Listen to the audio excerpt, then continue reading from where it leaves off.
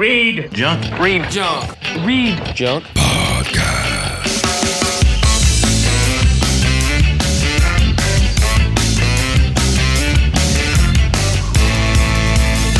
ReadJunk Podcast with your host, my guy. Hey, what's up, everyone? It's another episode of the ReadJunk Podcast. It's the end of the year episode. Hooray! Ray, Joe, and I give our year in review of our favorite movies, TV shows, concerts, albums, and Joe even gives a little quick list of his favorite video games as well. We start things off with giving a non-spoiler review of Star Wars: The Rise of Skywalker. Maybe some slight spoilers if you've seen the trailers at least. Nothing really major.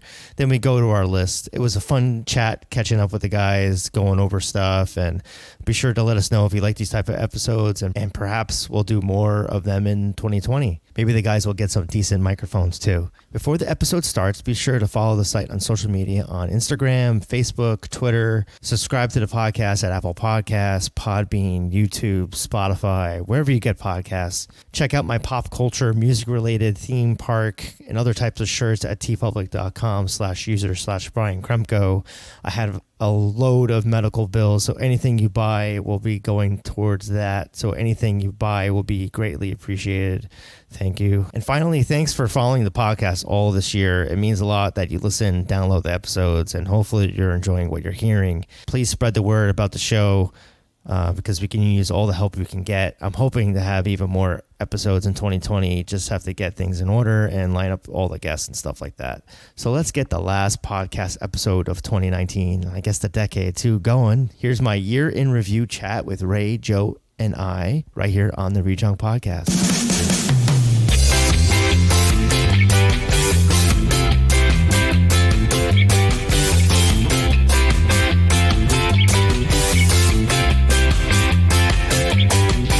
So this is the year in review episode of the ReadJunk Podcast with Ray and Joe and Bryan, and we're going to be going over our top or favorite albums of 2019, favorite TV series and movies. And I'm going to throw in some video games, even though you guys aren't gamers. I'm just going to give that list out there too, because I know that some people that are on ReadJunk like the video game stuff. I guess. It'll be quick. I play solitaire on my phone. Yeah, but that's from like 1984. That was like on those Odyssey computers. Ray, how you doing? Doing all right, man. I just came back from seeing Star Wars: Rise of Skywalker. Yeah, we can get into that if you want. I know, Joe, you probably don't give a shit, but... No, I actually like that one better than anything else in the trilogy, but... I was really surprised. I came in with low expectations, and it surprised me, and it actually ended up being one of the better Star Wars movies overall, I think. I enjoyed it. Yeah, I don't want to do too much I don't want to do spoilers or anything, but yeah, I mean, I enjoyed it. For Star Wars, it's like I can't hate it. It's like even with the prequels, it's like I still found things to like about each movie. Like entertainment value. Yeah. But yeah, it definitely felt rushed a little bit in spots. It was a little awkward the way they handled certain aspects of the movie that I won't get into.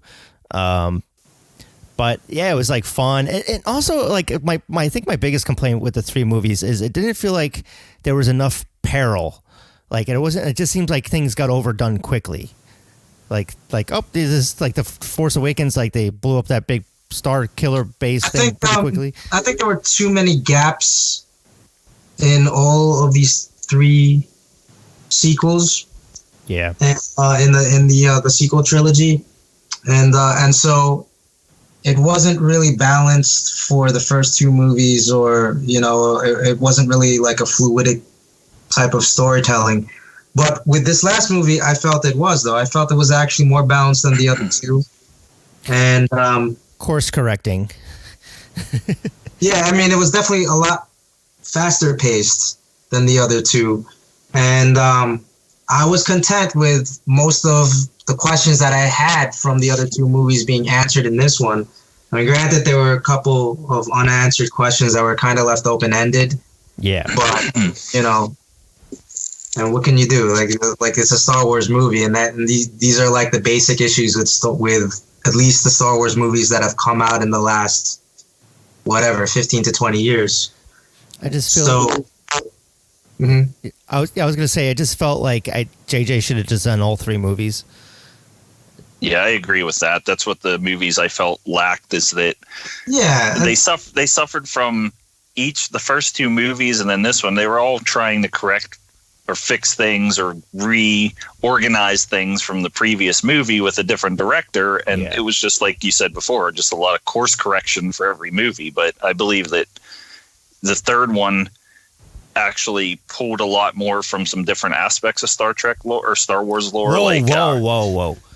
It was definitely the stronger episode out of the 3, and so certainly the best out of any of the prequel movies, you know, and the better movie out of any of the sequel movies. So then that leaves only the movies from the original trilogy. So I would say Empire Strikes Back is still top.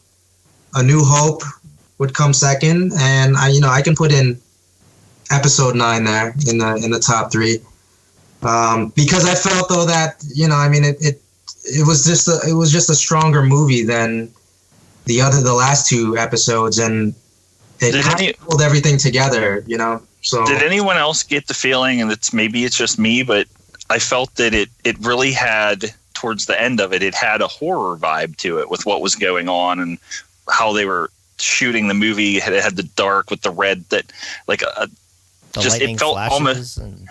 I mean, even when I don't want to give spoilers, but where they go to at the end, and how that played out really had something that Star Wars never had, in my opinion, was that horror vibe. Like that feeling of dread really doubled up at the end of the movie. Oh yeah, certainly. And definitely it was a very suspenseful last, however long it was, last 20 minutes to a half hour. Yeah, because you really didn't know who was going to live, who was going to die, what they were going to do. So it was kind of all right, they're ending this. What's going to happen? They can do anything with any of these characters. Yeah. Yeah, and I did like the way it ended. I felt that it was a kind of fitting conclusion and wrap up of the whole Skywalker saga. You know, so there's still lots of questions unanswered, though. You know, it's open ended for sure. Yeah, I mean, certainly a lot of questions definitely were answered, but there were definitely a few more questions opened up. And for instance, like one thing that comes out to mind was, and I didn't like the ending of the last episode, where okay, what direction are they going with the Force sensitive kids in the last episode? And that really didn't get touched upon at all in this episode. So that was that was definitely one of the questions there that didn't get answered. Yeah, they kind of doubled up on that too and said, hey, this is who is Force sensitive, but really no why or no reason for throwing it out there, because it didn't affect anything other than he was an easy way to trace people. It wasn't part of felt that they were here. It wasn't part of this storyline in Episode 9 anyway. No, there was parts in it, definitely. And what are you talking about? The Force sensitive kids? Not just the Force sensitive kid, but one of the main characters being Force sensitive. Oh, yeah. That's what I was going to lead into. Yeah, like the whole thing with Finn. Well, it's a feeling, Yeah. You know what I'm saying? Yeah, and they just kind of played it off. Time for the last, since the last episode, I was thinking, why didn't they really touch upon that? And they didn't really touch upon that in The Last Jedi, when they could have easily done that. And now it just seemed like they were just revisiting it real quick, just to give us like a quick answer of like, oh, he felt that too, and she felt that also, in regards to. It goes back to the problem with the trilogy, is that each movie they'd introduce something, but then when it comes to the next movie with a different director, they're just like, this doesn't really play any part of importance in my story, so let's just forget about it, move on to what I want to do. Mm. I mean, here's what I like about it. I mean, I kind of like putting Palpatine in it. It's like, okay, fine, but the explanation was fine too of him not dying after all, I guess, and him being back and still kind of be vague here. Puppet master. Yeah. Well, Ray's throwing out the spoilers. We're talking about Star Wars here, so that's the thing though about is that I wish they didn't include Palpatine in the trailers. I mean, that would have been such a holy shit kind of moment if they didn't put it in the trailers. And it's like, yeah, they had it in the trailer. Even in the beginning, when they announced it at Star Wars, Celebration. Celebration. They did it. When they announced at Star Wars Celebration, it's like, whoa, So from then on, I already knew that he was a big part of it, and obviously in the trailer, they had his voice overlaying that. So I know that's why they shouldn't have kept it. They shouldn't have done that. They should have just made it. I don't even think because they put it in the opening scroll too, where it's rolling down, and it's just kind of this could have been a cool setup for him, maybe like a early part of the movie, but instead they just limited it to here it is in the text scroll. They should have just had something very vague in the trailer and then had something even more vague in the opening scroll, like a mysterious figure has returned and no one knows who it is. It didn't even have to be Palpatine though. It could have been somebody like a character that they mentioned once in one of the earlier movies, like Darth Plagueis or something like that. Mm-hmm. And I think that probably would have been the more clever route to go about it, instead of being hackneyed and just say, hey, let's bring back a character that no one would ever suspect that we could bring back or would believe that we would bring back.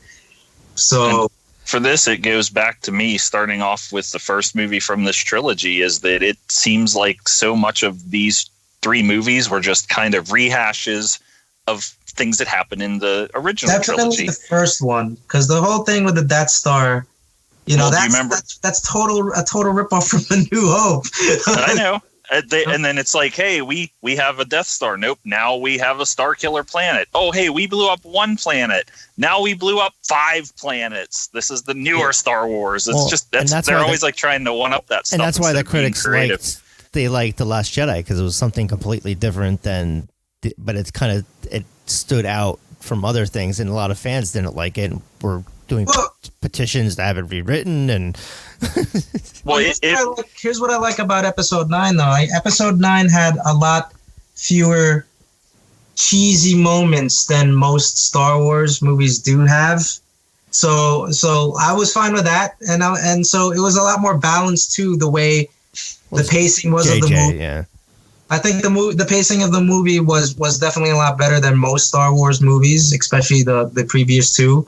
There were a lot less distracting scenes with whatever Canto bite, whatever scene from Last Jedi. Distracting CGI characters and stuff like that they normally overwhelm a Star Wars movie with. But so we didn't really. So where do you guys put this on your top? I put it second for me, because it's still Star Wars and it's still highly enjoyable. Like just seeing the opening crawl in that. The only thing is you don't see the 20th Century Fox anymore, but that still gets me giddy as a kid. It's just seeing Star Wars in the movie theater.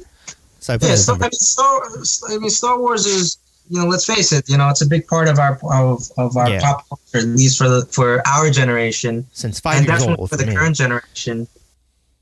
And it was still exciting, and I definitely haven't felt this way about a Star Wars movie in a while either. So there were a lot more problems that I had with the movies from the prequel trilogy and the previous 2 episodes than I had with this particular episode. So I felt that, okay, so let me make a concession here. It's kind of good. Obviously, there's issues with this movie, but if you really want to rank it up with all the other Star Wars movies, it's pretty more balanced than most.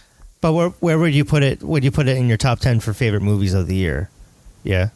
Favorite movies of the year. Okay, so that's what we're kind of. Might as well just get into like top movies as well. And I know mine is going to differ. Mine's going to have similar choices to you, Bryan, because I also appreciate like some of the box office. I got the popcorn stuff in there. Popcorn stuff too, Spider-Man, for instance, I feel is definitely on my list. I just watched that today with Connor. Yeah, so that was one of the more fun movies to go see in a movie theater this year. So Star Wars certainly, I felt, was definitely one of the more fun movies too, so that fits into that category. I really like Joker. So Joker probably is. I have that number 7. Yeah, I saw that last week. Yeah, it's probably the more ambitious movie. It was dark. All the movies that I have on my list. And I really liked It Chapter 2. Yeah, it was just a little too long for me, but I did. Yeah, I had that number 9. But Stephen King movies are going to be long, though. That's the thing, though, especially something like It. And I read that book, and that book is like over 1,000 pages. Well, it was like long for what it had, what kind of movie it was. That was my biggest complaint. Like for a horror thriller type, it just felt too long, and I felt like they could have cut out a good 20-30 minutes out of that movie. Yeah, well, and I mean, obviously, Avengers Endgame. That was my number 1. Yeah, I mean, Avengers Endgame was just that is like a movie probably that sums up the MCU in the last 10 years for movies. Yeah, that one money shot at the end. Everything under the sun. The money shot. The Avengers Assemble. That shot still gives me. I'm getting goosebumps just talking about it right now. Like it's just like that was the shot of the year for me, was seeing that. Yeah. What was your number 1, Joe? My number 1, probably Avengers Endgame. Yeah. And I tried to avoid with a lot of all just the Marvel movies, but that's what I go to the movies to see that. I'm not your biggest movie guy. I watch a lot of animated series. I watch the animated movies, and the popcorn stuff is what I like. But obviously Avengers, since I was a kid, seeing a lot of those moments, and Captain America holding Mjolnir finally. Yeah, that was great. That was a good scene. Yeah.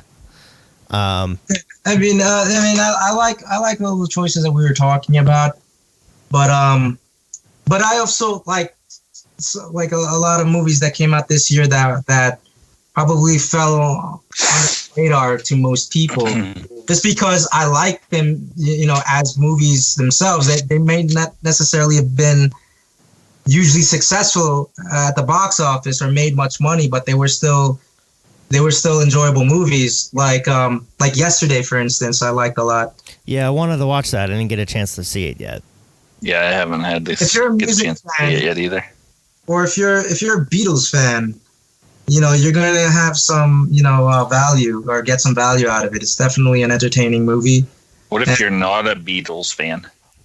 If you're not a Beatles fan, you don't necessarily. What about a Monkees fan? But if you're a music fan, you can certainly. What's the difference? Being a music fan and also being a fan of of comedy and humor too, probably I'm not a Beatles fan, but the reason I want to watch it is just because I like that alternate reality type of stuff, or that kind of like movies what if type of thing. I like movies like that too, and it was a very clever plot line, and the way they implemented it, especially in relation to pop culture music, especially a band as big as the Beatles, or a band as influential as the Beatles. I thought it was really well done. And it just makes you realize, too, when you watch a movie like that, especially because the Beatles' music is so constant throughout the whole entire movie, it makes you realize, though, that you don't necessarily have to be a fan of the band or know too much about them, but you'll recognize the songs. And the songs are, you can't deny how much of an impact they've had with pop culture for the last 50 years or so, So they're no Fall Out Boy. That's a hidden joke for ReadJunk people. So Look yeah, it up. That was Search a favorite. For the article. And here's another favorite too that I liked a lot, and I know Bryan has issues with it. Is Once Upon a Time in Hollywood. Yeah, I liked it, but yeah, I have it not my favorite. Yeah, I'm a huge Quentin Tarantino fan. So, I feel though that I'll always find entertainment value in any of his movies, and this one I liked a lot actually, just because it was basically a love letter to old Hollywood, to the golden age of Hollywood. And changing history around. Well, again, I mean, but that really didn't matter to me, though. You know what I mean? Like, so I felt it was done tastefully, because what are they going to do? They're going to tell us the story that most people know about, which is the Manson family murders, and try not to be offensive to the family members of the victims. Like, I know Sharon Tate's sister was like, she was like angry and upset when she found out what Quentin Tarantino was going to do with this movie and how he was going to use the murders in the movie. But in the end, she saw the finished product, and Quentin Tarantino actually like gave her a call personally, and said, "I just hope you like this movie, and I know I'm doing it tastefully." And it was the only way that was going to appease her, is to give it a happy ending. And I know, it's just like, it's bullshit. It's I don't know. It's not bullshit because it's fiction, so say anything that's fictionalized is bullshit. But come on, we all have watched the documentaries, we all have read about the murders and history, so we know what's up. But knowing what actually happened, especially somebody like me who knows a lot about that incident, and about obviously its place in history of being, because Quentin Tarantino basically chose those murders because that was a turning point in the 60s, especially in regards to, the end of the golden age of either Hollywood or even the end of that innocent time of the 60s and going into like more, I was hoping that they would have done it more of like a Forrest Gump approach, where it's like those characters, Brad Pitt and Leonardo. You wanted it to be more silly?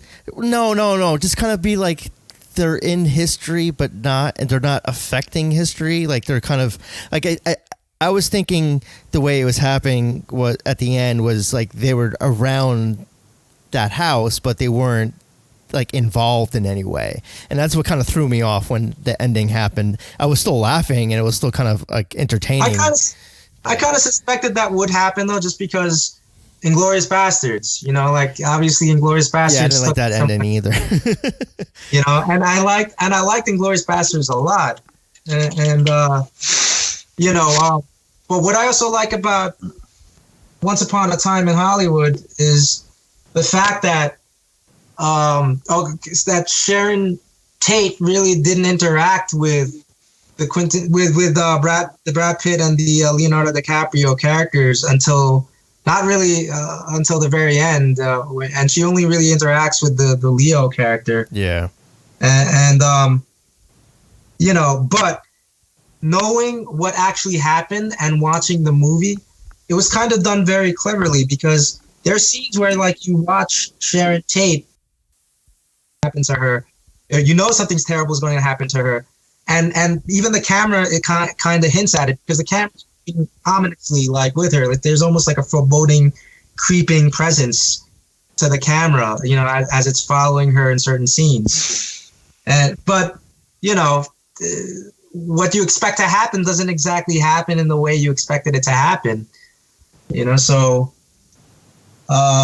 and I liked how it unfolded though. I like the fact that that Brad Pitt's character and Leonardo DiCaprio's character like figured in heavily on a reinterpretation of what happened, so.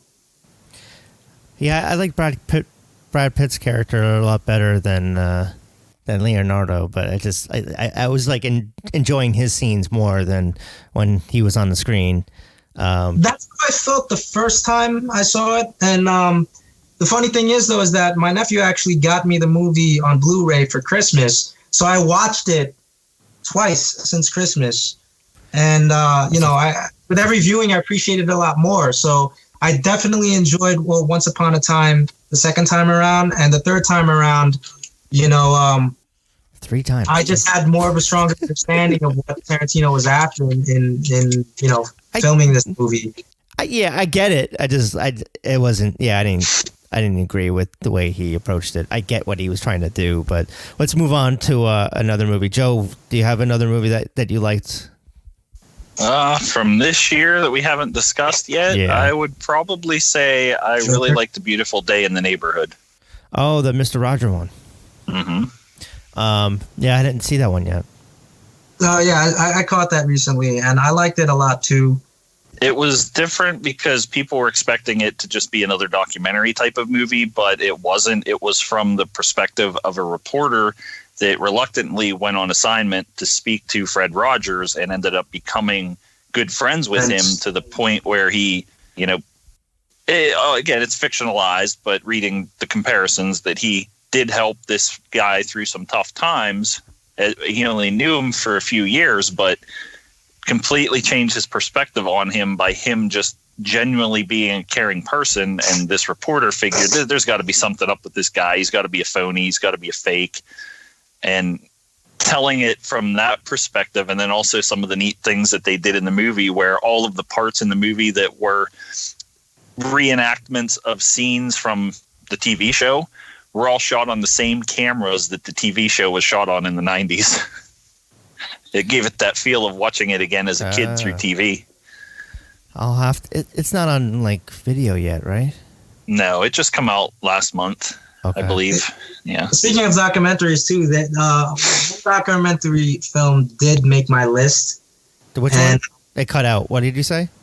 I said, speaking of documentary films that came out this year, one documentary film did make my list. Yeah. And that was Andre the Giant. Oh, really? Did anybody see that? Yeah. Giant. That was pretty awesome. That was a pretty good, film. And, I mean, I know enough about Andre the Giant, but, that had some interesting takes and stories that you never really heard before, too. A lot of really good stories, especially from his peers and the people that worked with him and that could vouch for his character, like Hulk Hogan. Yeah, as much as they were rivals, they were best friends. Even to this day, you always see stuff on the anniversary of Andre's death or when they're talking about some big wrestling moment. Like Hulk Hogan's always pretty emotional. They were rivals on TV only, but they each stood in the storyline of their characters.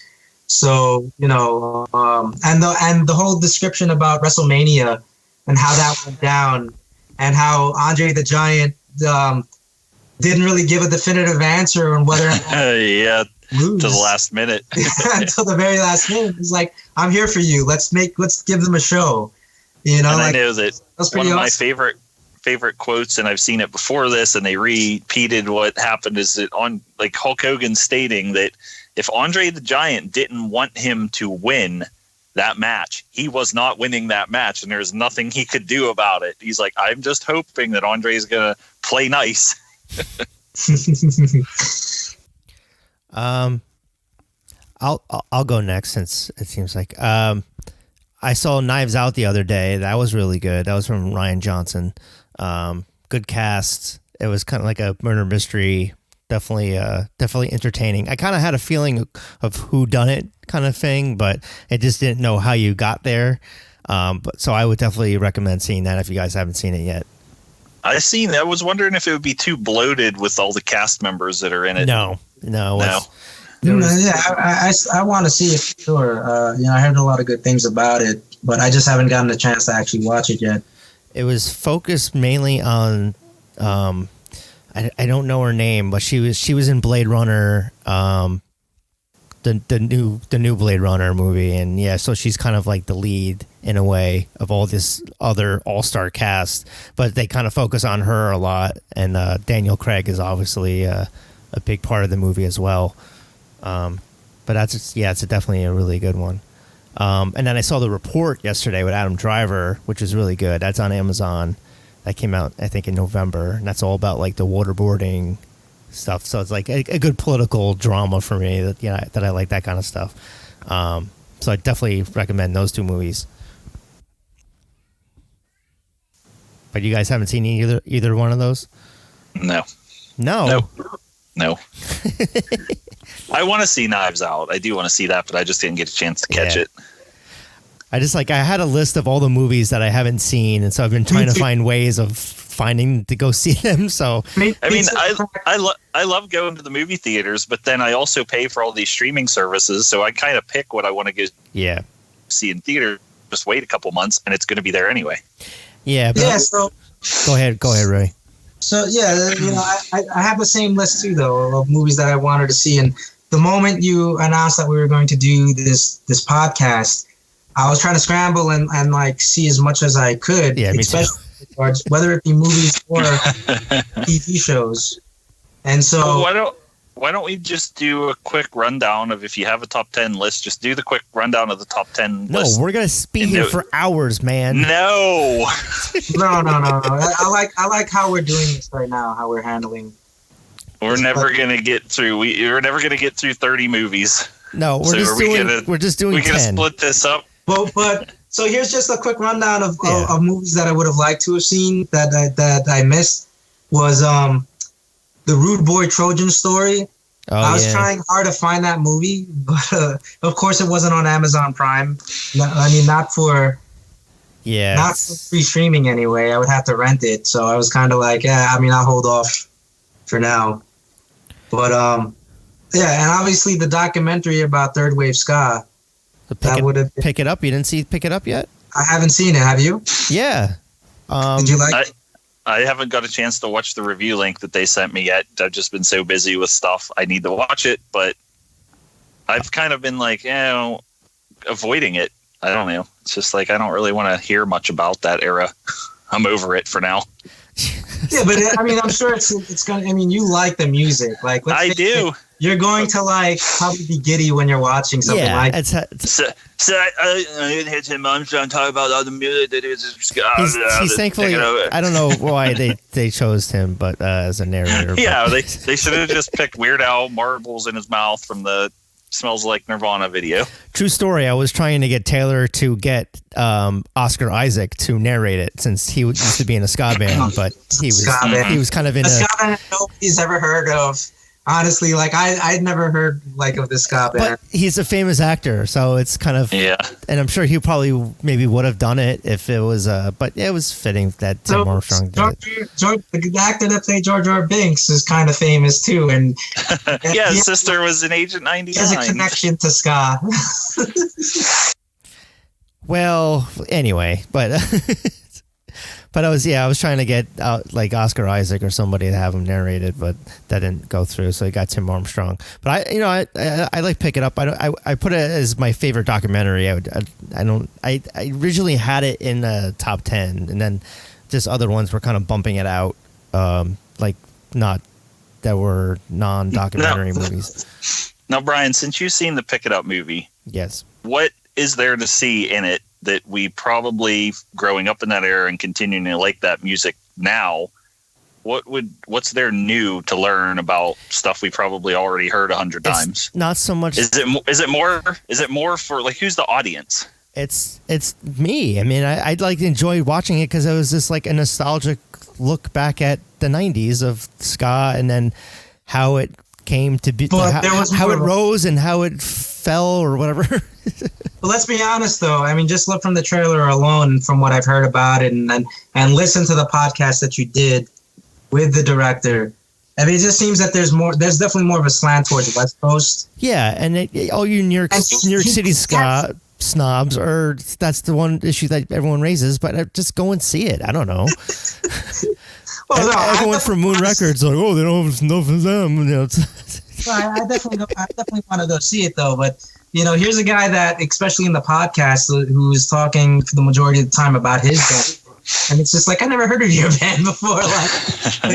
Your band that you were big in Japan with, or whatever. So yeah, but I know that he was in the band in DC. What's the relevance? Yeah, exactly.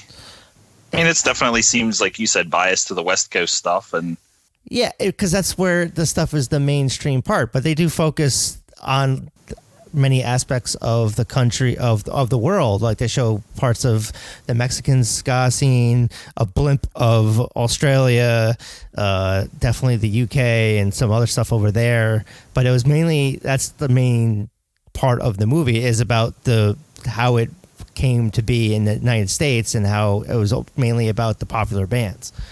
Yeah, and money. until it was no longer relevant because emo came about. And next phase, move on. Yeah, but they talk about like Mustard Plug and Emery 330 and like Boston bands, and it wasn't just like they had Cooley in the movie, and so it's like they had a good representation of the ska scene. But it was more ska punk though, right? It kind of brushed over traditional ska, and I mean, who wants to talk about the articles? I don't know.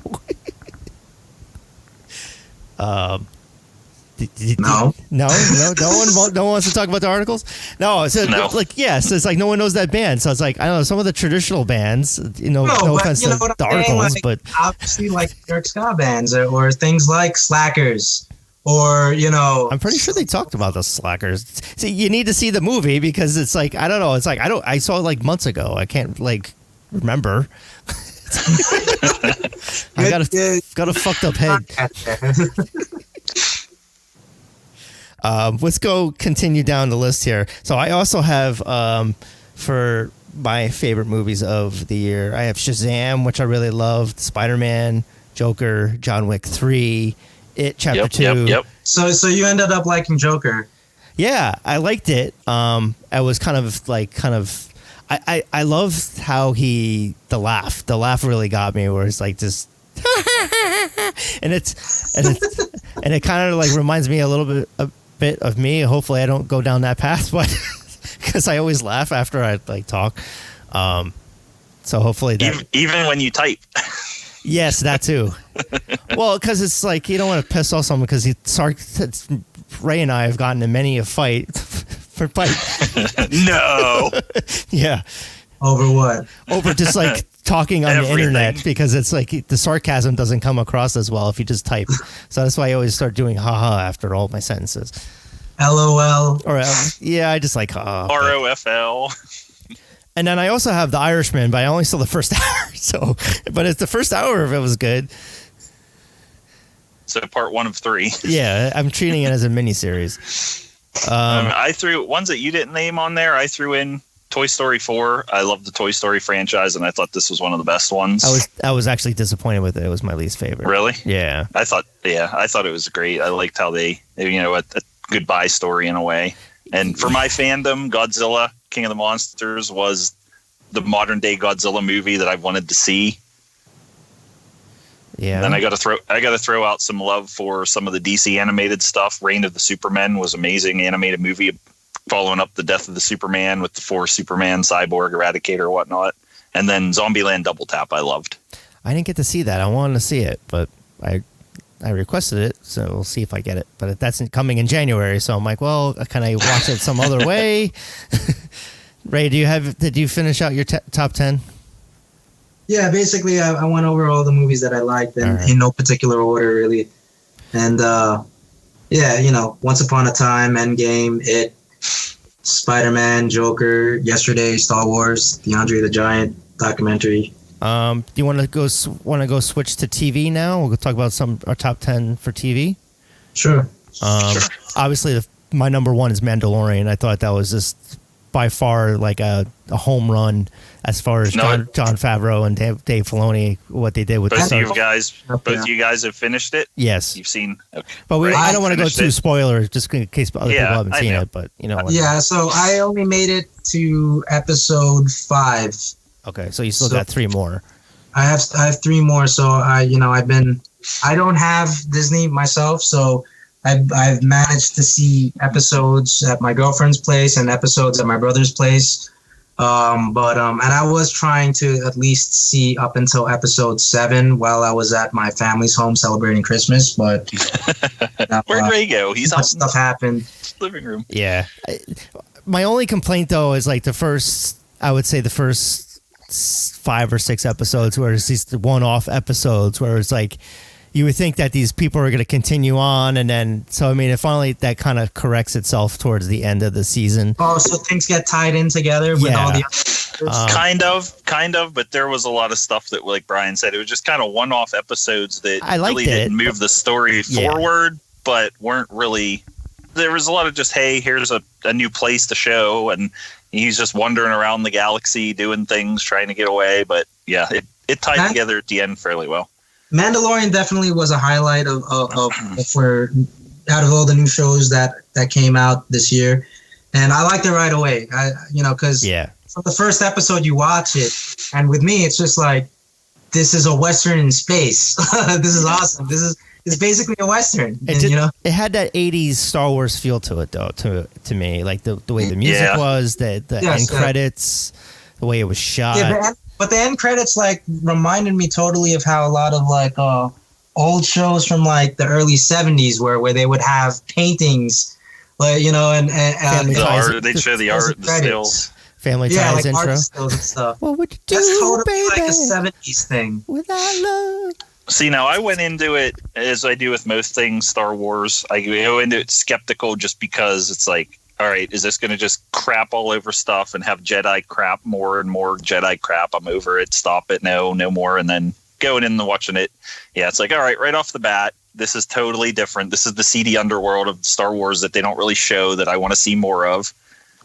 Yeah, and they need to go more. That's why I liked Rogue One too, because it wasn't focusing on Jedi. And it was more. I'm sick of Jedi. Yeah, in a way, it's kind of. It needs to be more spaced out. It needs to be something special about them, because there's just so many people with it. So my favorite series of this year actually started last year, but the second season came out this year. I loved it, and anyone who grew up in the 80s should watch this series, because it is so good and it's so well written. It's Cobra Kai. And I heard good things about it. Yeah. Cobra Kai is excellent, and I'm really looking forward to like what they're going to do next, especially with the third season that they already have planned. And it's just such a good series, though. If you like the Karate Kid movies as well. Yeah, I do, but it's just I don't have YouTube as the platform. It's just there's so much content. But the thing is that, like, hey, I didn't pay for it, and I saw every episode on YouTube, because they actually had a moment where every week they were showing they were making available an episode of Cobra Kai. So I was able to watch the first 2 seasons of Cobra Kai, every week for like 2 months straight. I'll have to check it out. Yeah. Yeah, and for nothing. It was like completely free. So, it's well written. It's really funny. At times it's poignant, and the actors are very good. Like, what's his name? Ralph Macchio and William Zabka, who plays Johnny. Like, they're actually like still really good actors, even though they haven't had much work outside of Karate Kid. Well, he was in The Deuce, Ralph Macchio. The Deuce on HBO, yeah. That was a good series. I like that series too.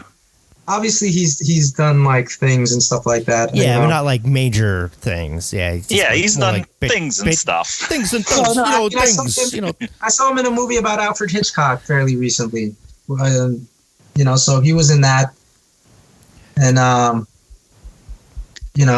Joe, what do you have? Did you go over number one yet? Number one show of the year? Yeah. I mean, and we talked about Mandalorian. That was definitely up there. Okay. This is something I talked to Ray a little bit about, but I finished it up, and it's new on Netflix, The Witcher. Right. My friend Gabe said it was really good.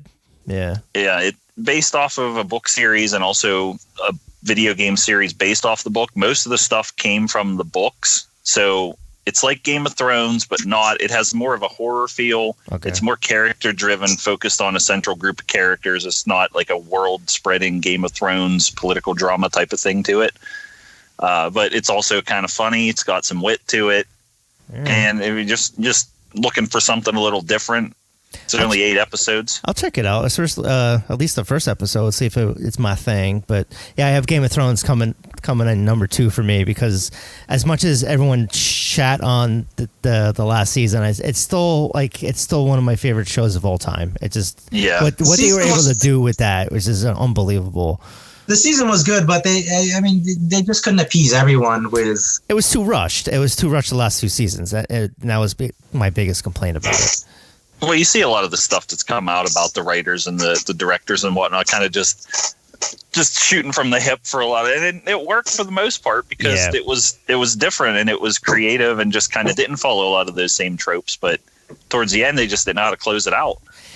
Yeah, and it's like I was still satisfied with the ending, and I don't know. I'm like, I'm not gonna hate it. I'm hopefully the spinoff is just as good. We'll see. But what else do you guys got?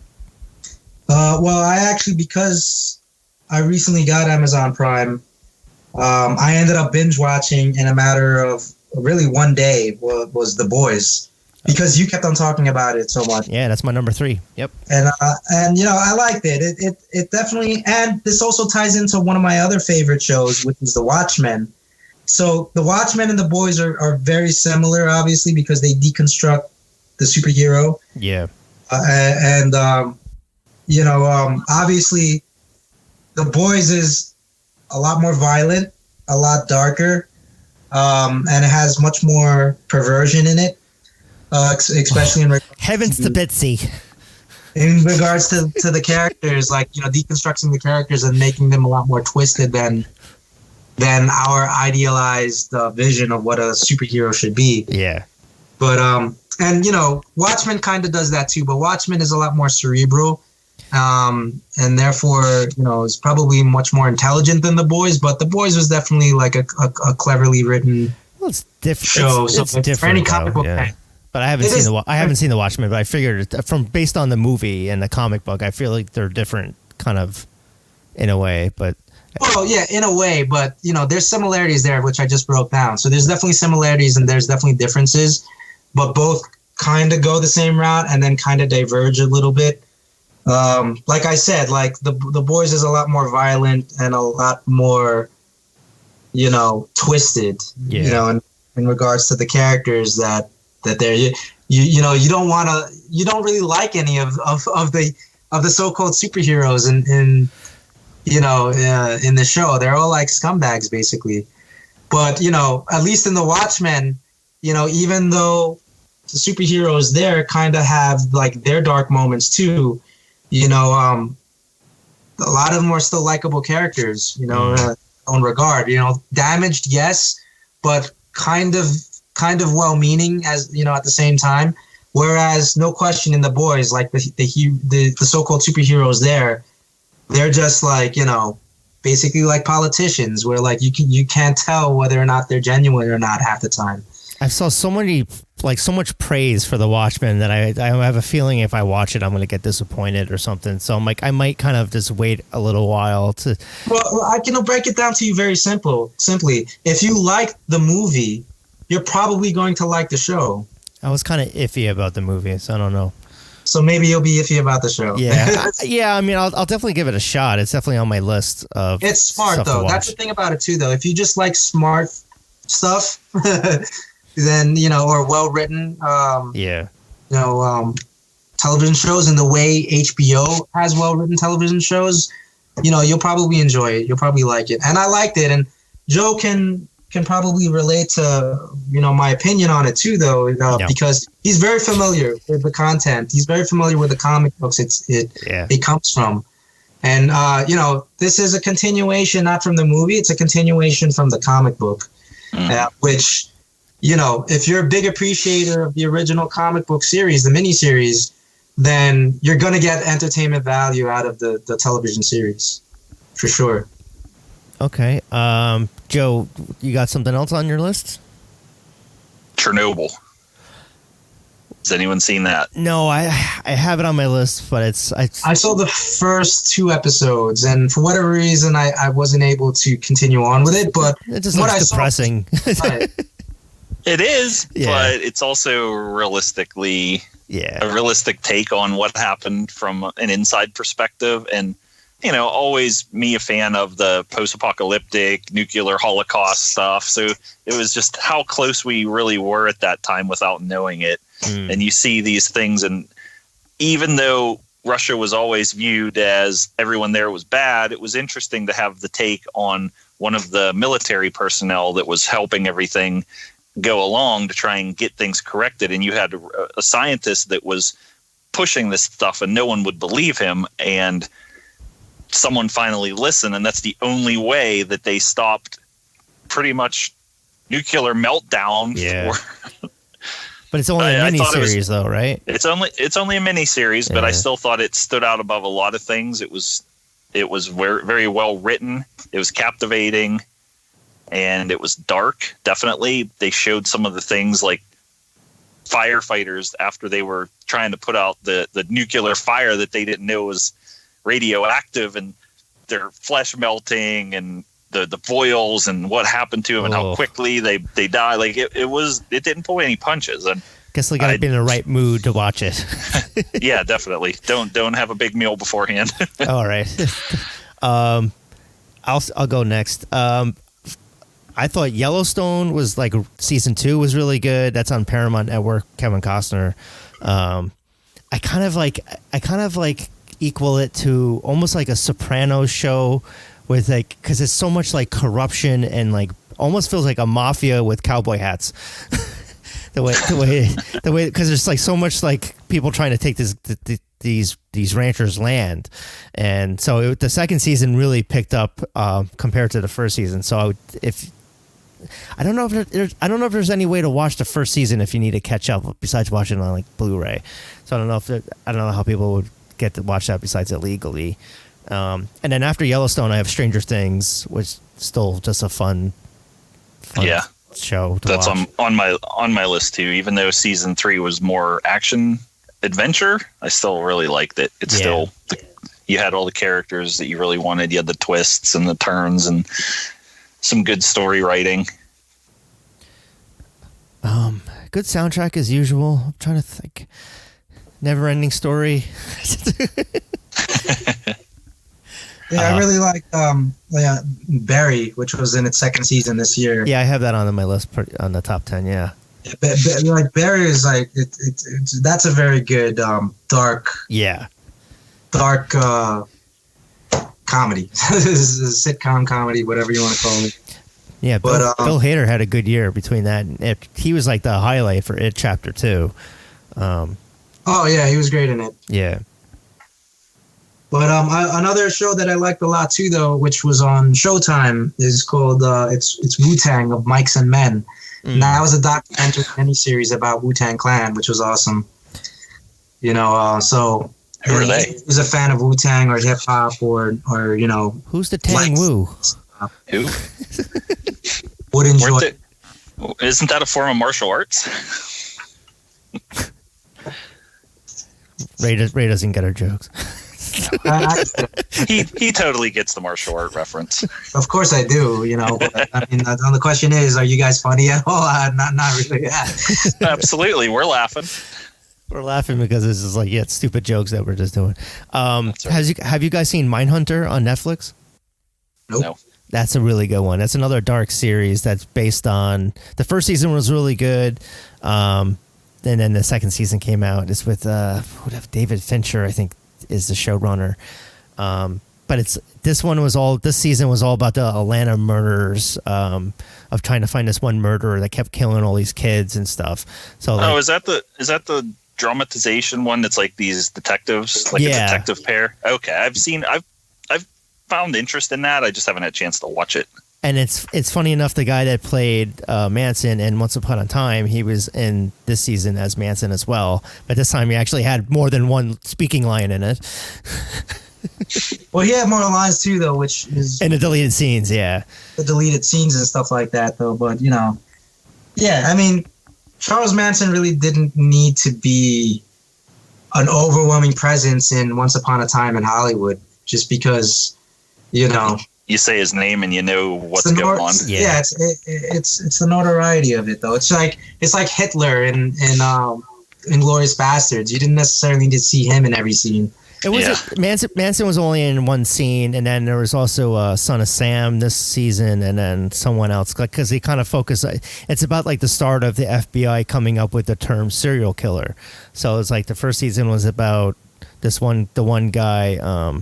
I forget his name, but he was like this really smart guy that is a serial killer.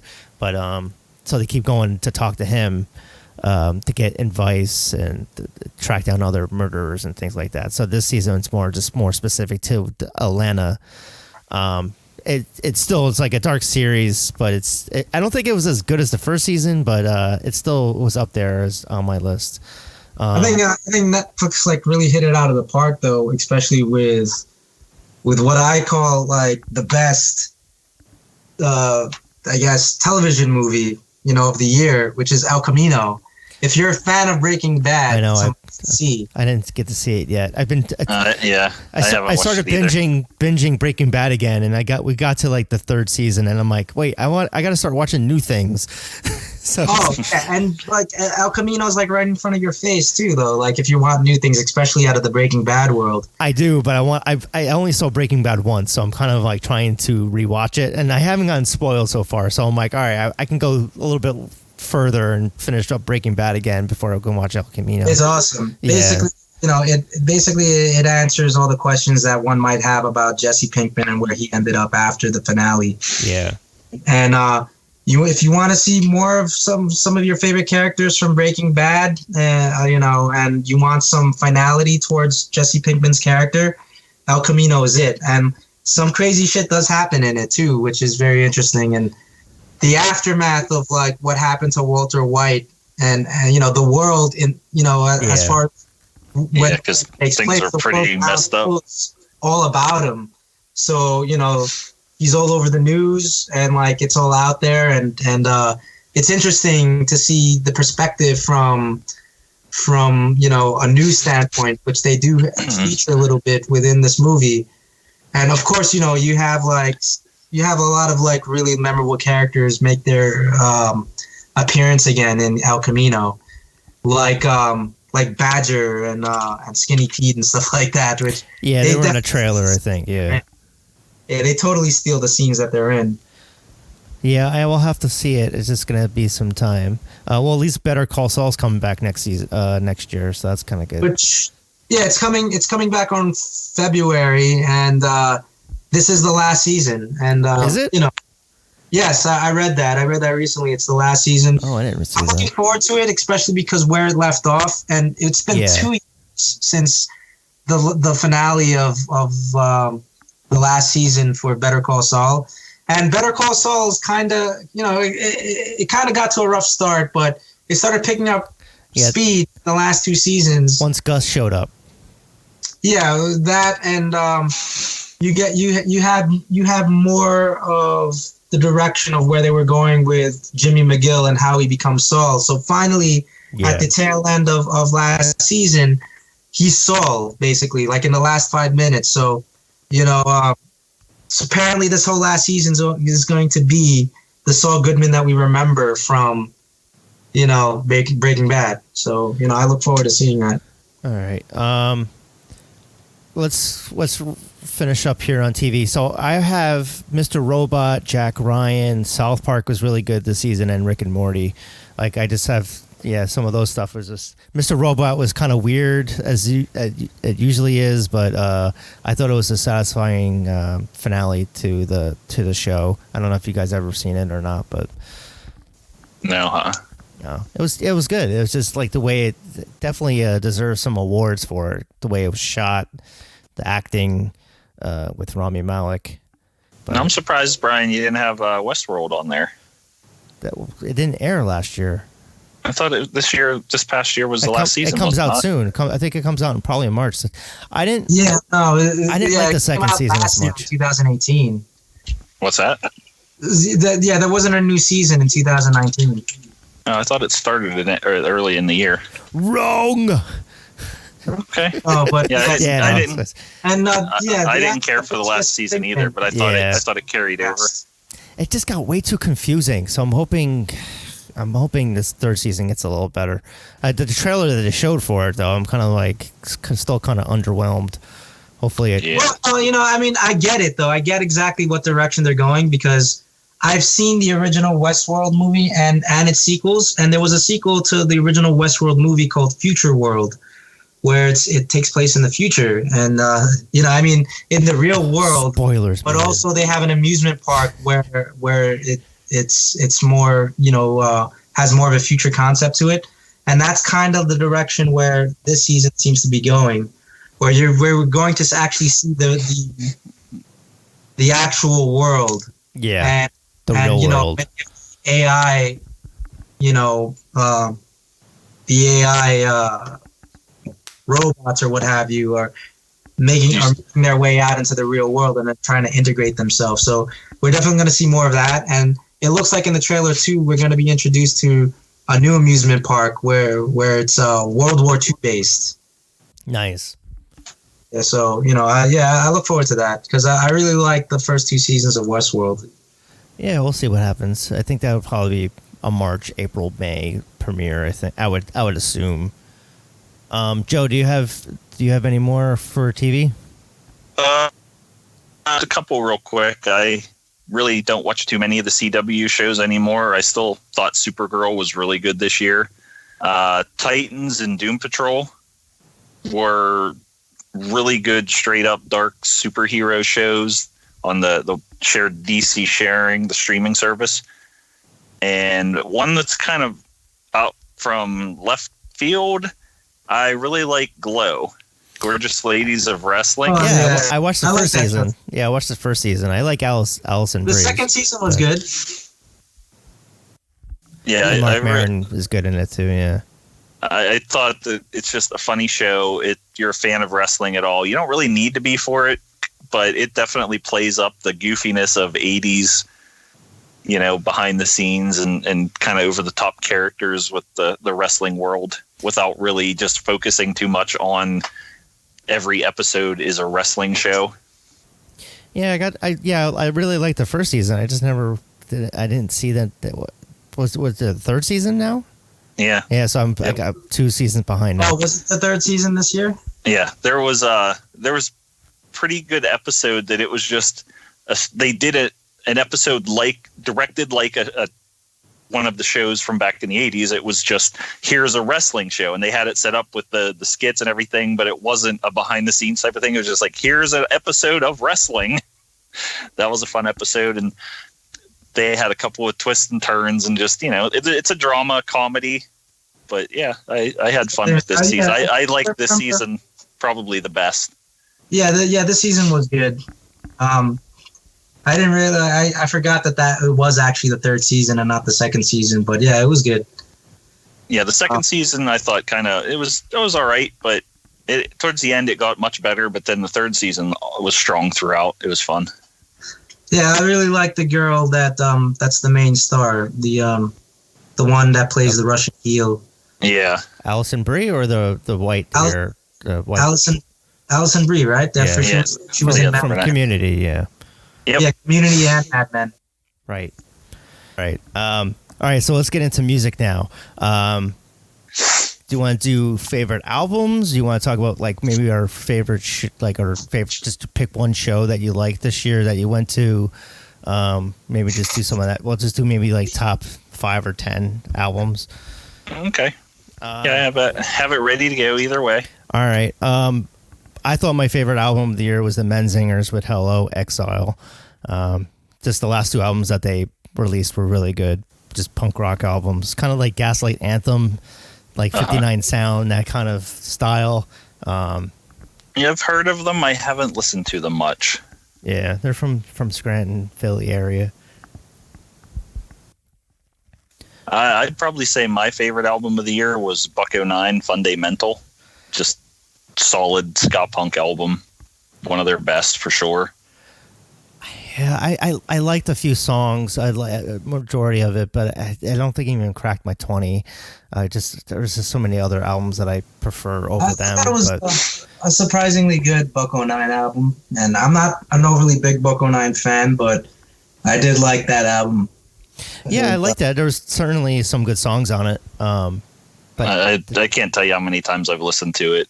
It's just been on my rotation since it come out. For me, the top album got The Skints. I really enjoy that album. Learning to Swim, yeah. I started out at the beginning of the year having that as number 1, and it kind of like slowly just kind of went down because I just played it out too early. Just like listened to it too much. But you know, I was pretty well balanced with my listening of it, and I mean, they're just a good band. But, Yeah, I mean, certainly good. live. Yeah, definitely a great live band. Every single member, they play multiple instruments, and they take turns in being the lead vocalist, except of course the bass player. But they're all good though. Like everything they do, and they managed to do something different with each album. So obviously, this album is a lot different, or there's similarities, of course, to previous albums, but there's definitely a shift in terms of styles that they go about certain songs. And I appreciate that. I appreciate that they're keeping it fresh and they're keeping it versatile. Yeah, they just did the reggae rock kind of thing. It's like, yeah, we get it, kind of. Everyone else is doing that, but it's good that they explore, do like a ska punk tune, and then kind of do like a soul one at the end. And I really like the title track, "Learning to Swim." Was definitely one of my favorite songs of the year. That's a song too. Yeah, the first several tracks are really excellent too. Yeah, like Restless with Protege, I think, or what? The one with Protege, I think that was a good song. Was it Restless, maybe? Yeah. Who's going?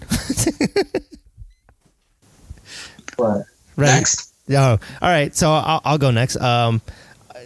Continuing with the ska, I guess. I have The Beat with Rankin Roger, Public Confidential. I thought that was just an amazing two-tone ska album. Was that this year though? Yep, it was January, right before he passed away. Oh yeah, okay, yeah, that's right, yeah. So I'll put that on there. I did like that album a lot as well, and to me it was just. But listening to it though, it was like, this is what's missing from Dave Wakeling's version of The Beat, because as we all know, like. You have Dave Wakeling's The Beat, and then you have Rankin Rogers' The Beat. Yeah. So it's like, I always joke saying just combine both albums, and then you got the band. Yeah, the band but that'll never happen now because I know. Dead. Obviously, but I was saying that when they're both alive, when Rankin Roger was alive. Yeah. Oh yeah, me too. I was always saying that as well, but they just could never get their differences.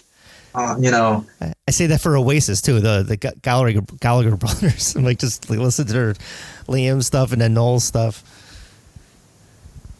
Yeah.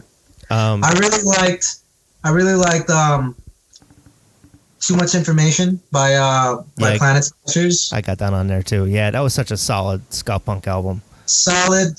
Planet Smashers I've always liked, and they kind of, their albums before Too Much Information were kind of like evenly, they were all kind of the same. They were okay. They were still good albums, but Too Much Information definitely made me raise an eyebrow and be like, hey, this is kind of exceptional. Like, there are a lot of really good songs on this album. Yeah, that one's on my list for this year too. I mean, I've always thought that they're pretty much, other than the last album they released, it was only half really good and half kind of meh, but most of their albums I thought were pretty decent throughout their career. Yeah. This one definitely had a strong, I don't want to say a comeback, but a strong leaning towards the two-tone and the ska. Well, the writing, much of the ska punk is a lot. It's stronger than how their writing has been in years, and that's not to say those songs from their previous albums were not good. They were good. They were decent. But the writing does go a long way too, and when the writing is good, it's much more melodic. I would say. Yeah. And there are a lot of really melodic songs in this album. So especially the one that they had the video for, the one that takes place in a bowling alley. Right. Break My Neck or something, or something like that. Yeah. That song is great. I love that song. Yeah, they were great live when I saw them back in November. Definitely the first time in 14 years. So it was definitely fun to see Matt and the gang. I have number 3. I have Chain Wallet. They're from Norway. They're kind of like a synth pop, kind of dream pop kind of band. Their first album I loved. The second album's just as good. And then number 5, I have the Skins number 4, but at number 5 I have the Walker Roaders, which features James from the Pogues, and some got former members of Flogging Molly and Dropkick Murphys. So it's kind of like a good Celtic album that I was definitely missing in the last couple of years because no one was really releasing anything too much like that. I have another band, the Narrowbacks, they're local for me that I really liked as well. But what else do you guys got? I actually really liked the Bruce Lee Band EP. Yeah, that's some good songs on it. Yeah. Yeah, the Rental EP or whatever it's called, Rental Eviction or whatever. Mm-hmm. That one was actually really good. I enjoyed it a lot. I've always been a fan of like Mike Park, his lyrics, and especially when he's in the Bruce Lee band mode. Like those songs are always fun. I didn't care for the last album though because the way the production of it sucked. It was like so loud, and this one thankfully wasn't like that. Oh, you mean this one or no? The previous one, the previous Bruce Lee Band, because it just felt like the production, like the album, was like maxed out, like the volume of it. And some of these albums are like that, and it's like it drives me crazy. But thankfully, that wasn't the case for this EP that he just released. Yeah, this was there's a lot of really like two-tone type of ska songs on this one too. Yeah. With a mix of punk, but you can totally hear like the two-tone influence there in many of these songs. And I mean, like Mike Park should always be making music. As long as he makes music, he's always going to have a fan with me. So, I always love this stuff with Skank and Pickle, with Bruce Lee Band, of course. I mean, anything that he really does, I enjoy. Even some of the indie rock stuff, I enjoy that he does. Yeah, he released something last year, like an indie band that I couldn't pronounce how to say it.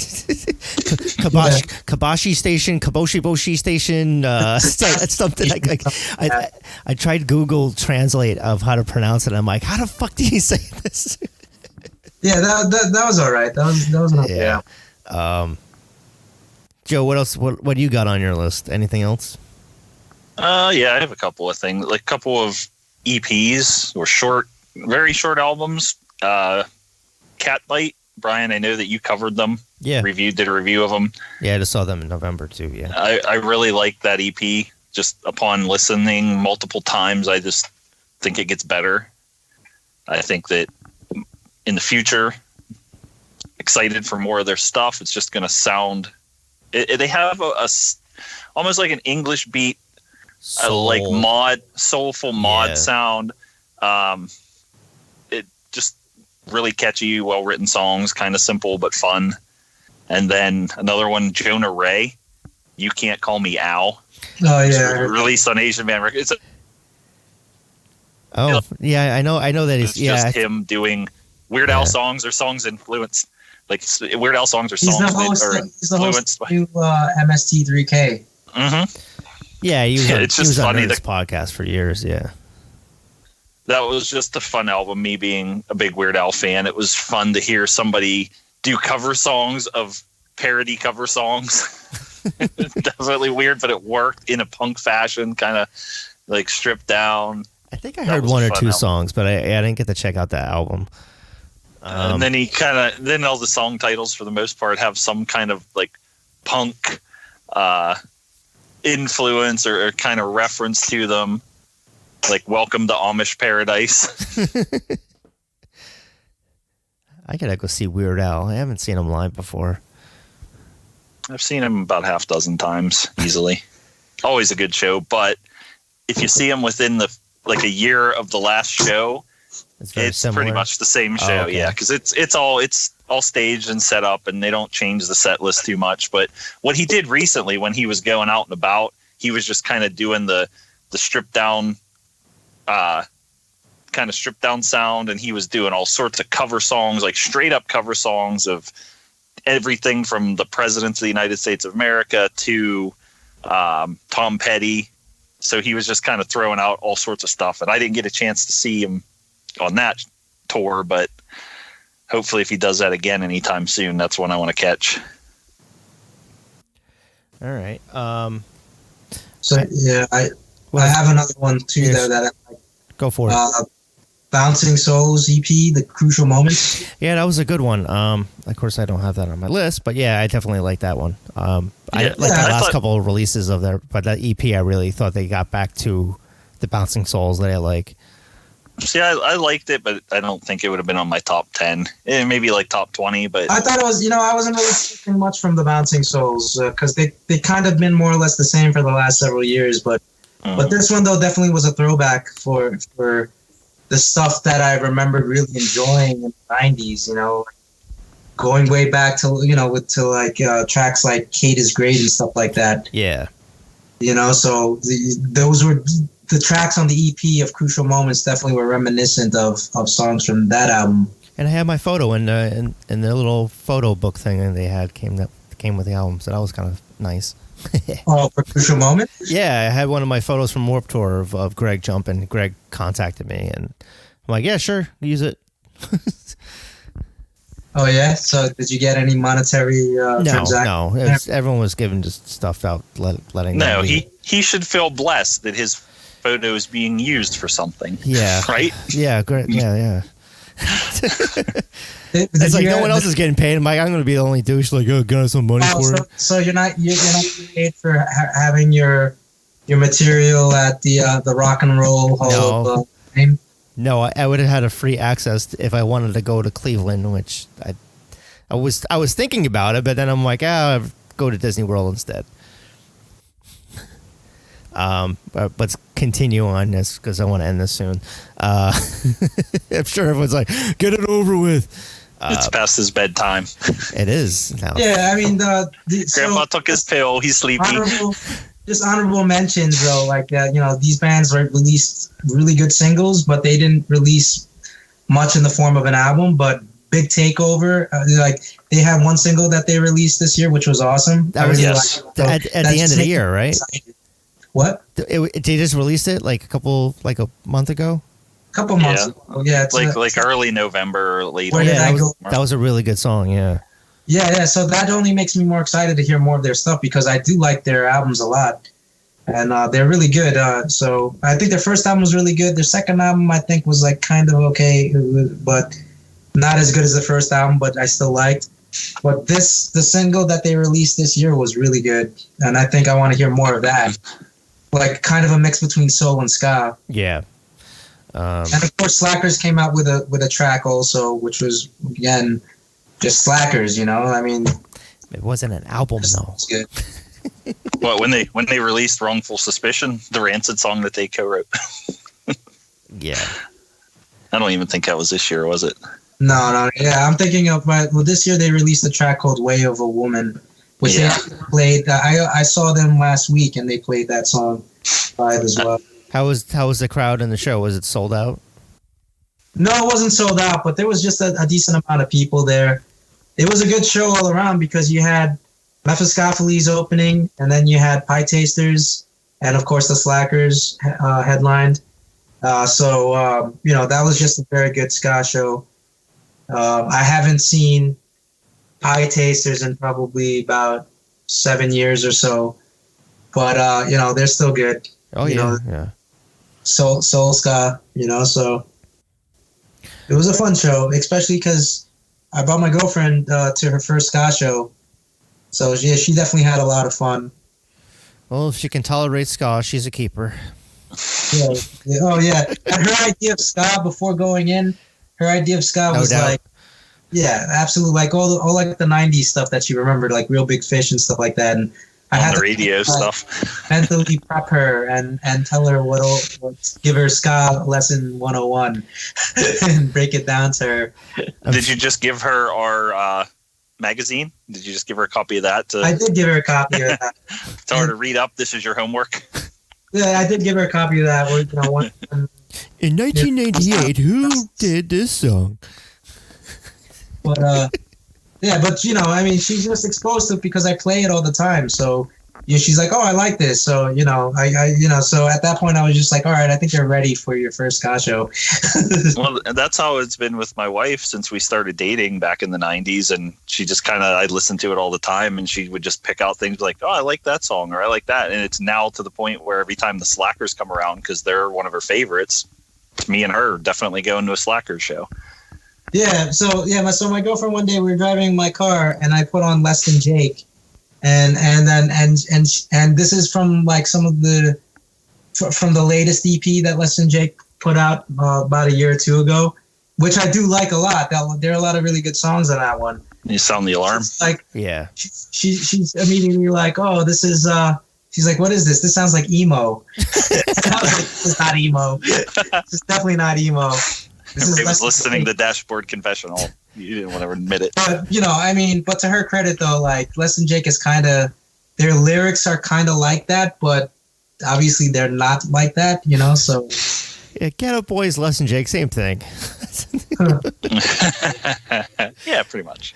All right, so I'll list some more albums that I liked. Stick Figure, World on Fire, that was a good one. The Cranberries, unfortunately, the last album in the end.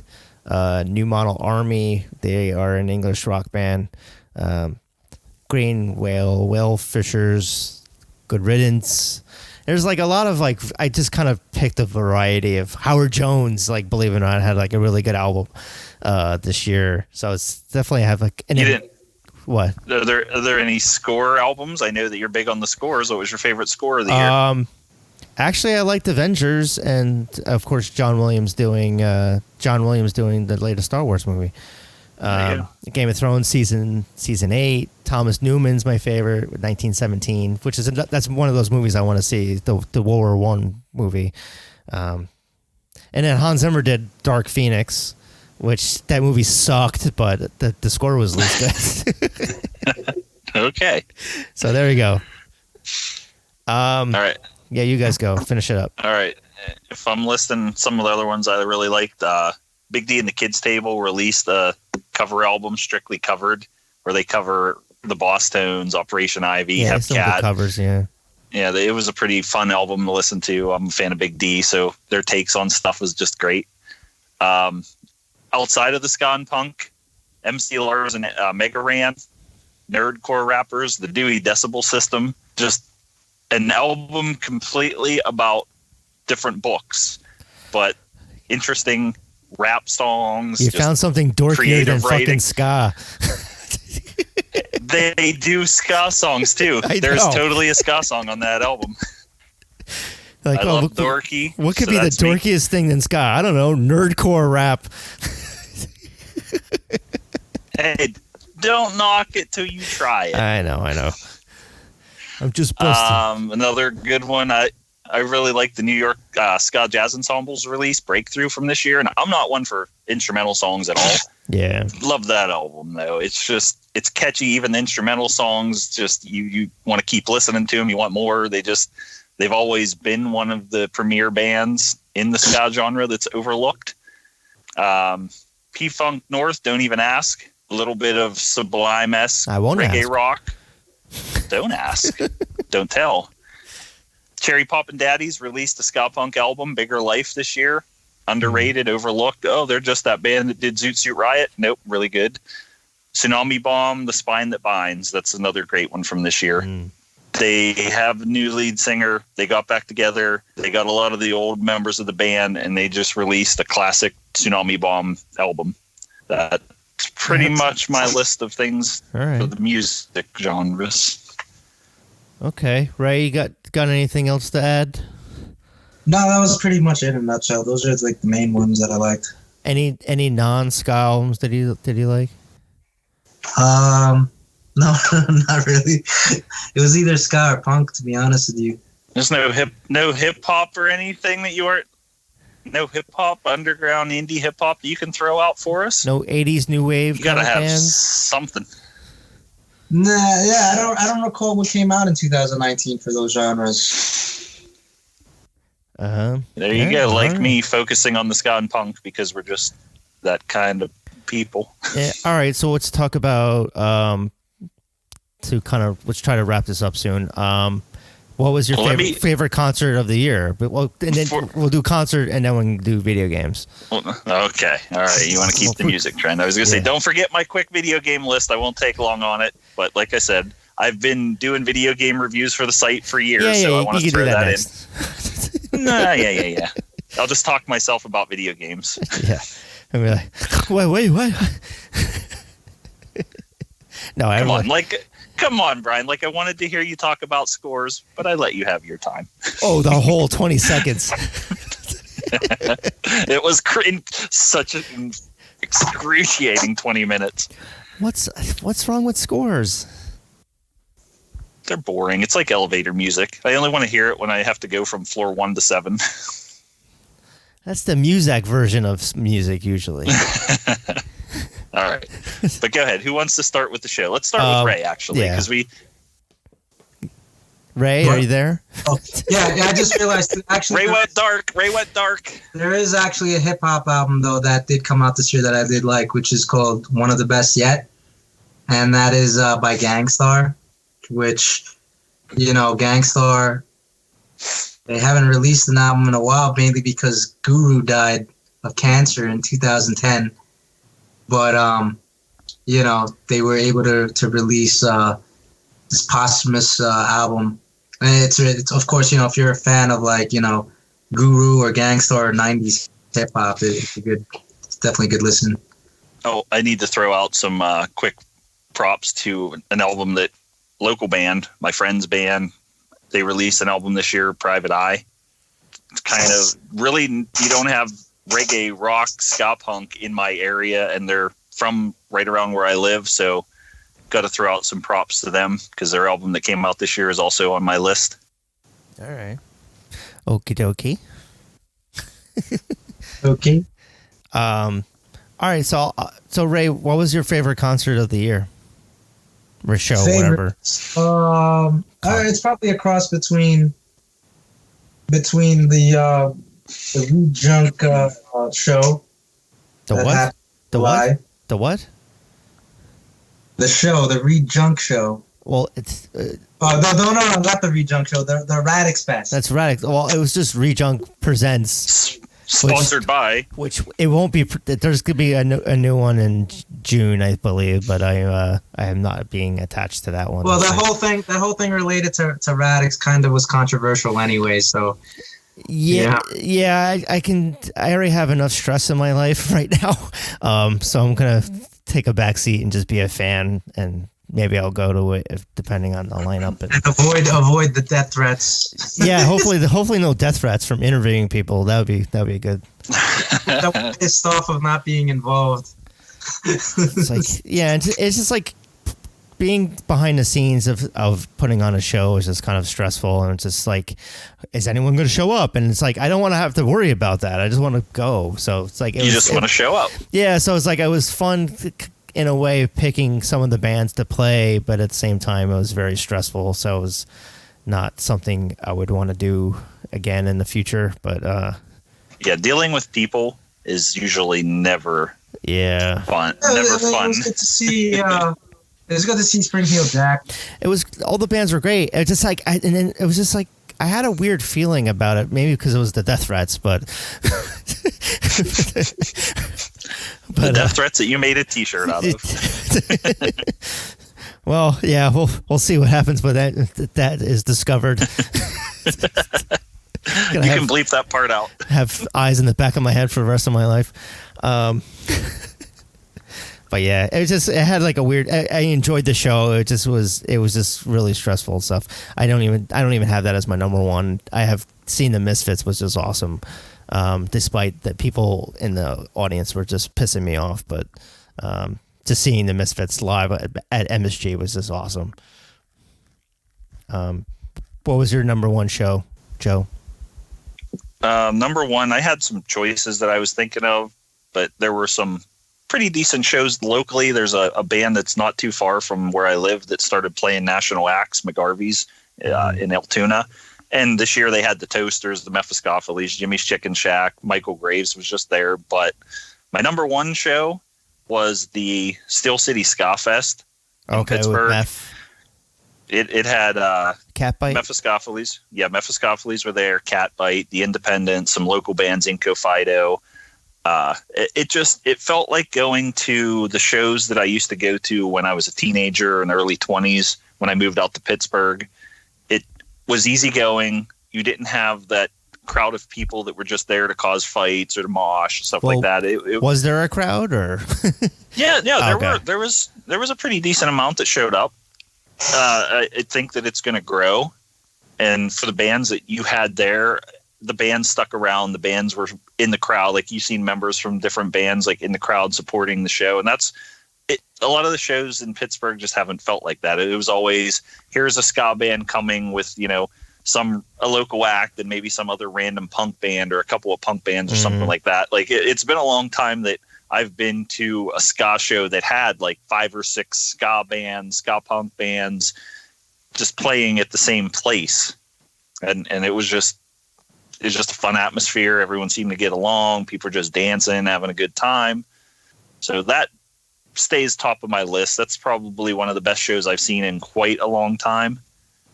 And that's one of the things that just felt different. It felt like a community show, that type of thing. Everyone kind of pulled together, had fun. But yeah, there was a decent amount of people there. And, just overall, ska music of all sorts of genres. You had the Independents that played a lot of their ska punk stuff. And I never seen them before, actually. I never seen the Independents. Mephistopheles were playing new and old. Catbite, how they are. They had that soul ska sound to them. Yeah. Inco Fido, local band that plays almost like a blues ska, a little bit of punk mixed in, a lot of soul mixed in. Just they're all over the place and they're fun. The Burn Rides were one of my favorite bands from playing out there. They looked like a bunch of kind of like homeless misfits that just had these goofy, funny songs. Like they did a song about the Pittsburgh Mermaid and like girls in trailer parks and just goofy shit like that. So it was just a fun show overall. All right. Ray, you got any other shows that you can think of? No, I didn't go to a lot of shows this year. I know. I went to 5. That was it. I mean, again, but Blackness, the Pie Chasers, and Mephistopheles definitely was like, that's pretty much like a cross between that and the Radix Fest show. So, I mean, it's always fun to see. We're getting old. More than one exceptional band in one bill, So, yeah, I mean, Mephistopheles and Slackers and the Pie Tasters was definitely a fun time. All right. Yeah, I got to see the Bosstones came to Pittsburgh again this year. They're always top of the list. Real Big Fish and the Aquabats was another good show that came around here. Yeah, I wanted to see Aquabats, but I just didn't get a chance to. And when I say come around here, I have cut back on shows this year, but not as much as I said I would, because every show I go to is about a 2-hour drive, unless it's local. Like I said, to Altoona, Altoona is like half an hour, 45 minutes away, and to be able to go and see the Toasters that close, like I can't just go out my door and go a few blocks away and see bands. So I'm always driving a good distance by myself after work to go to these shows, and it's like I just need to cut it out. I'm getting too old for this shit. But then you get, here's the Bosstones playing, here's Real Big Fish playing, here's the Slackers playing, here's Mephistopheles playing, the Toasters playing. Yeah, it's like if it's not on the weekend, it's like I can't go. It's just so hard with daycare and just with my current situation right now. It just makes things a little difficult. All right, so you wanted to go talk about your video games there. Yeah, just throw out a list. I know none of you are gamers, but I might. Again, hey, maybe I heard of it. I haven't played it, but maybe I've heard of it. You've heard of Luigi, I'm pretty sure. It's a me, Luigi. So Luigi's Mansion just come out. It's one of the best games I played this year. Luigi as a Ghostbuster, pretty much. That was and this is just the top 5 list. Resident Evil 2, they did a remake. Never heard of it. Not really a remake, but completely redid. It's an amazing remake, redo. Resident Evil 3, they're doing the same thing to that come next year. There's a pretty cool game out of nowhere called A Plague Tale Innocence. It took place in, I believe it was Victorian era France, somewhere around there, and it followed this dark spirit that was plaguing the world, and it was control these rats, and you're just making your way through. It was a lot of like stealth missions, but it just was a really dark story. It was really fun. What platform is this on? Most of these are like Luigi's Mansion, Switch, Resident Evil, obviously most of the like Xbox One, okay, PS4, Plague Tale, same thing. I think even some of them are coming out. I think that was PC as well. And then Children of Morta was a game that came out. It's a roguelite game. What it is it's kind of procedurally generated random dungeon stuff. So you're going in and you're just kind of collecting relics and items, and it's random, and the levels change every time you play it. So you kind of have to repeat some things, like a little bit of a grind, but it was a fun retro, like 16-bit style to it. But probably my favorite game of the year was, if any of you guys ever heard of Destruction Derby, Demolition Derby game from way back PlayStation 1 era. Okay. I think, Brian, it was on the PlayStation Classic, if you picked that up. I had PlayStation... I mainly had PlayStation 2. I think that was the last time I started playing video games. Well, NES Classic and Super NES Classic were the last games I really played. Oh, you didn't get the PlayStation one? No. Okay. I mean, I had PlayStation, like the first PlayStation 1, which had like Jedi Masters, was like a Street Fighter with Jedi, and like that was actually a fun game. But yeah, nothing like that was rebooted or whatever, like the classic. Yeah, because they put that one on there, but this is a completely different game entirely. I was thinking of getting the Genesis on one, the Sega Genesis classic one. I was thinking of getting, but I'm like, yeah, am I really going to play it? I barely even play the NES ones. I seen it on sale. It was like $45 recently, but I'm waiting for it to go down. Give it some time so people mod it so I can put a bunch more games on it. Yeah, I don't know how to do that. Cause I'm like, for Sega Genesis, like the only one I really liked playing was like Street Fighter 2 and Sonic the Hedgehog. I can't remember any other games that I really played with Altered Beast that came with it. I'm like, yeah, this sucked. Altered Beast, yeah. That's going old school. Yeah. I mean, it depends on what you're into. For that, like some of the old role-playing games like Phantasy Star, those were pretty decent for Sega. And then certain versions of games like Mortal Kombat, because it had the blood code, and it wasn't like Nintendo where you punch someone and they'd leak oil. There were some decent games for Sega, but probably my favorite game of the year, like I said, it's called Wreckfest, and it's just like a wrecking racing demolition derby game, but it's pretty over the top. Like the stuff that's in there, you can do lawnmower demo derbies where you're on riding lawnmowers, or like a couch muscle car right. and online multiplayer. So me and my friends and my niece and my nephew can play it all the time, but it was one of those games that just come out of nowhere, and I'm like, this is just mindless destruction, and it's fun to crash into things when you had a rough day at work and you come home and you're just like, I am just going to mess up a bunch of monster trucks and school buses and lawnmowers. That's why I liked GTA when I used to play video games. I was just like going to top of a garage and just pick people off. or get the tank cheat code and just run people over. It was Yeah. But then you start driving a real car and you're like, wait, I got to pretend I'm in real life now. Oh, there's plenty of times since I've been playing this recently. There's plenty of times I'm driving out and about, and it's like I just want to just swipe them in the back of the rear fender and to make them do a 360 to get out of my way. All right. So I mean, so we have the decade's ending, and then we got 2020. Is there anything you're looking forward to in 2020?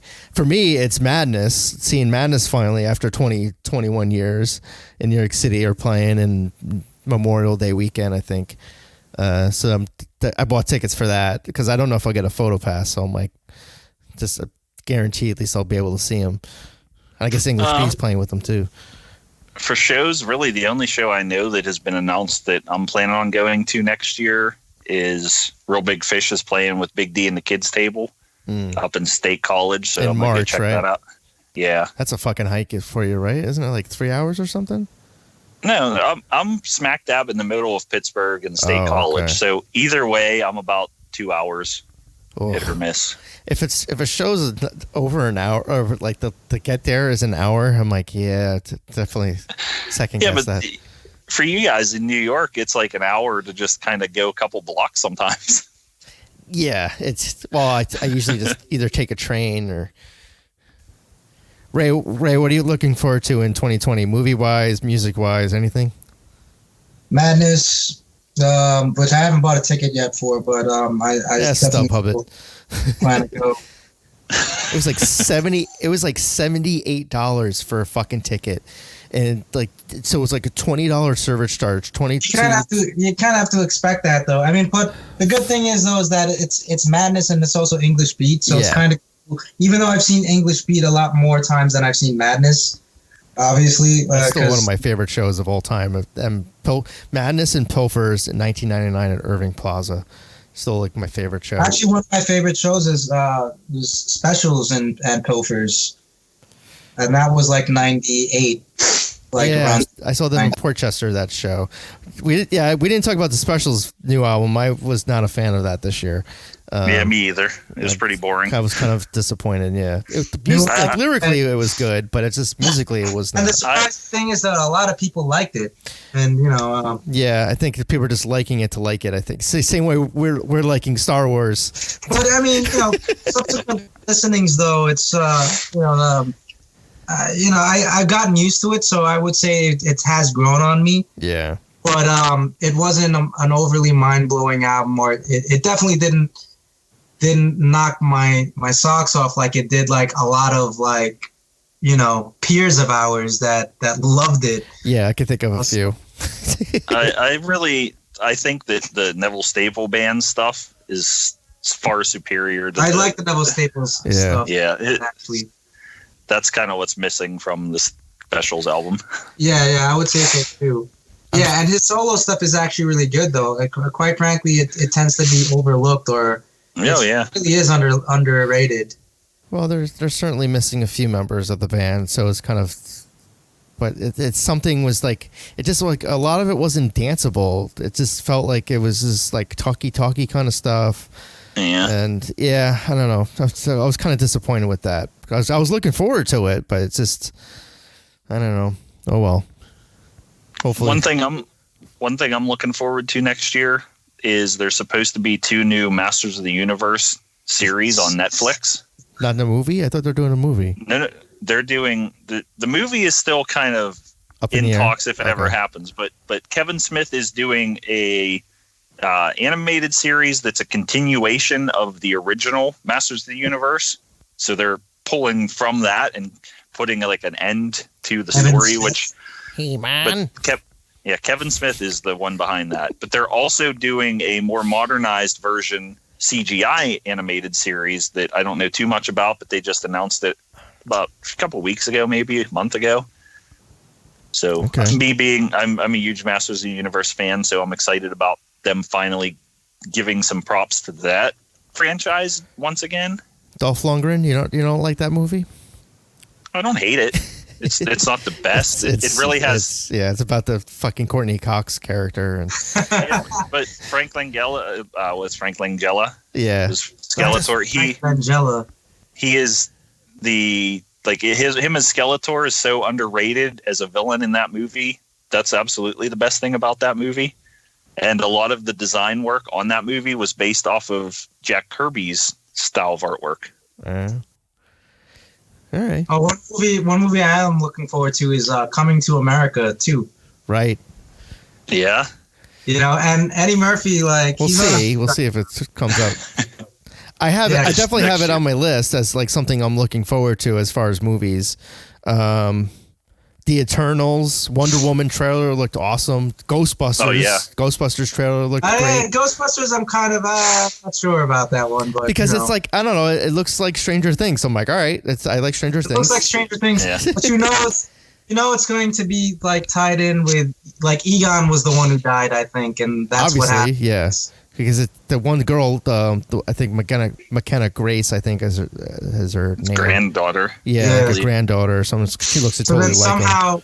Somehow, all, everyone else that was involved in the original movies like shows up, like Bill Murray and Sigourney Weaver, Ernie Hudson.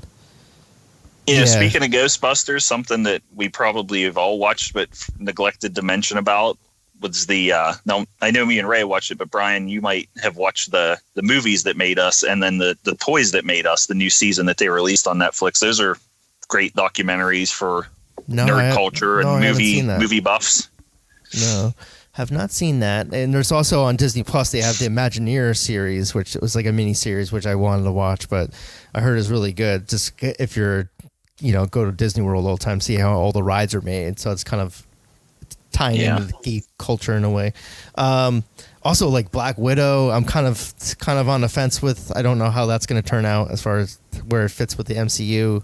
Yeah, it looks all right. Yeah, I'm not too. I'm just this coming slate of Marvel movies. I'm just kind of unsure about because it's not really for me a strong lineup of Black Widow, Eternals. It just depends on where they go with it. What is the Eternals going to focus on? This movie too, which is supposed to be with Jared Leto. That's supposed to be coming out this year. Morbius, the Living Venom. Oh yeah. Oh, I don't know. Is the Venom sequel next year too? Yeah. And also, we know how much Bryan loved Venom. There's also I didn't mind it actually. I mean, it was all right.